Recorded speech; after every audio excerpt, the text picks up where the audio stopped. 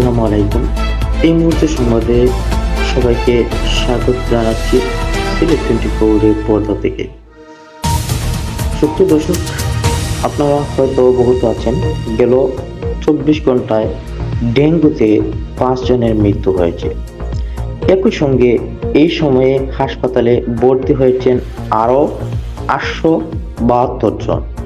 মঙ্গলবার 17 সেপ্টেম্বর স্বাস্থ্য অধিদপ্তরে health emergency operation centre ও control room থেকে পাঠানো সংবাদ বিজ্ঞপ্তিতে এই তথ্য জানানো হয়।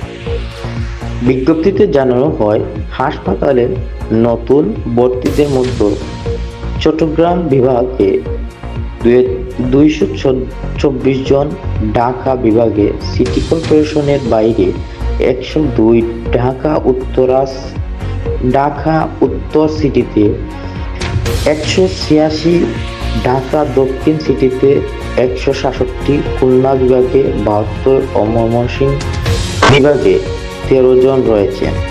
এছাড়াও বরিশাল বিভাগে 80, রাজশাহী বিভাগে 25 এবং রংপুর বিভাগে 3 জন নতুন রোগী ভর্তি হয়েছে। এদিকে গত একদিনে সারা দেশে 658 জন ডেঙ্গু রোগী হাসপাতাল থেকে ছাড়পত্র পেয়েছেন।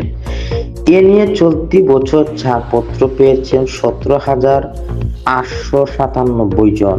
স্বাস্থ্য অধিদপ্তর জানিয়েছে, এই বছরের জানুয়ারি থেকে এখন পর্যন্ত সব মিলিয়ে 20,213 জন রোগী হাসপাতালে ভর্তি হয়েছেন।